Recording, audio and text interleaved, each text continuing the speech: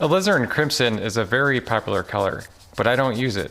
I use Quinacridone Magenta instead because it gives me more control and increases my color mixing options. Let me show you what I mean. This version of Alizarin Crimson from Golden is actually a slightly neutralized version of Quinacridone Magenta. That means you're limited to using a less saturated version of magenta. My strategy is to use the purest form of magenta so I can mix vivid colors. Then I can desaturate it myself when I need less vivid colors. Overall, this gives me more options. You can tell the pigments that Golden used to make this Alizarin Crimson hue. They're listed right on the label. PR122 is Quinacridone Magenta, PY150 is Nickel Azo Yellow, and PG7 is Phthalo Green Blue shade. And I can use those colors to mix the exact same shade of Alizarin Crimson. Here are those three colors. You can see the magenta is a little bit more vivid. So that's PR122, PY150, PG7.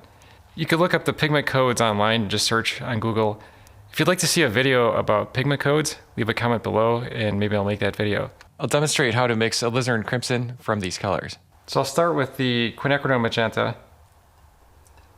And that's more vivid than the Alizarin Crimson. To make it darker, I'll use a little bit of the Phthalo Green. You can see how dark that makes it. And then to make that warmer, it's the Nickel Azo Yellow. So it's just a matter of getting the proportions right between these three colors. This looks a little too orange. I can add in a little bit more of the green.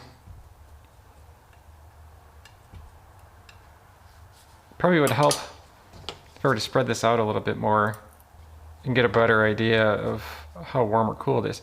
So it looks like there's more magenta in there. What happens if I add more magenta? This seems to be pretty accurate to what Golden has.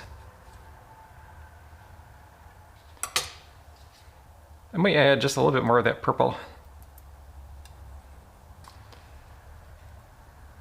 I'll brush it out on paper and we can compare it to the one from Golden. It's not bad, but I think it needed more of the phthalo green in there. I think that's about right. So I'd say those look pretty much identical.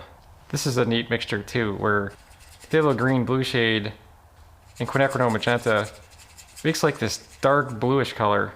And it can even look somewhat purple. And that's what made that color kind of like a brownish color. Magenta is really good for adjusting colors. It's the pure form of magenta. It has more versatility.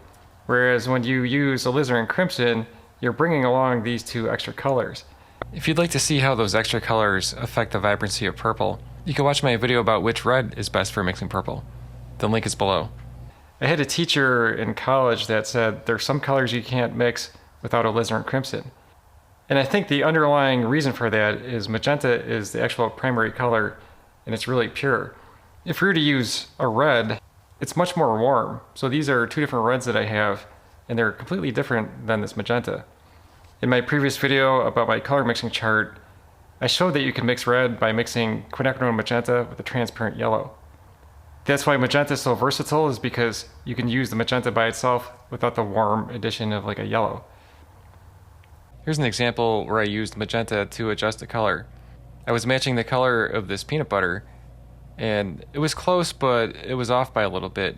The color was a little bit on the green side, and I added a touch of magenta, and it neutralized that green and matched perfectly. If I were to use red, it would be warmer, and it wouldn't exactly work in the same way. One objection is that you now need three colors to mix that Alizarin Crimson. Why not just pick up a tube of alizarin? But the reality is, you don't have to go out and buy these two tubes to make Alizarin Crimson. You can often mix the same color from different pigments. And if you think about it, you're really just using this yellow and a green, which will make a yellowish green. So that's pretty simple. What other colors would make a light yellow green? You probably have phthalo blue on your palette and some form of yellow. So I'll try and mix the same color using different pigments. That's Quinacridone Magenta, phthalo blue, and benzimidazoline yellow. I'll start with the magenta because Alizarin Crimson is mostly magenta. The blue will turn it purple, but then we can use the yellow to make it a warmer color. Needs a little bit more because it's still too purple. When I spread it out, I can see that's too purple, so I'll add more of the yellow in there. Maybe a little more yellow. It's kind of hard to tell on the glass. I think maybe I'll brush it onto some paper. And that looks pretty close to the golden Alizarin Crimson, so I'll just fill this in. This looks a little different. I think maybe I could adjust it some more, put some more yellow and some phthalo blue in there. So that's too purple, maybe a little more yellow. This is pretty close. Maybe this is slightly warmer. The neat thing about mixing it yourself is you can make these adjustments. If you want it a little bit warmer or cooler, you could just add more of the blue or more of the magenta in there. Another quick formula would be to use magenta and burnt umber and maybe a little bit of this yellow.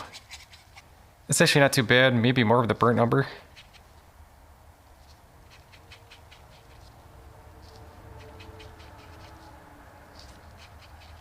So that looks pretty close to the Alizarin Crimson from Golden. So those are 3 different ways to mix a similar shade as the Golden Alizarin Crimson. One objection might be that it's not true Alizarin Crimson, but that's actually true of the Alizarin Crimson from Golden. The real Alizarin Crimson pigment was fugitive, and that means it was prone to fading. So what manufacturers do is they create hue colors, which are substitute colors made from different pigments. If you take a look at the different Alizarin Crimsons from different manufacturers, they all use different pigments, and they all have a slightly different look to them.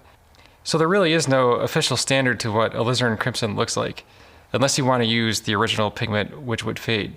If you find yourself using a lot of it, it does make sense to have a tube of it just to speed things up. It is a convenience to have a tube of this on hand, and there's nothing wrong with that, but it also helps to know how to mix colors and to be able to mix colors from different starting pigments. I have an entire color mixing course. There's a link to it in the description below. Up next, you can watch my color mixing playlist or my video about my acrylic color mixing chart. Thanks for watching.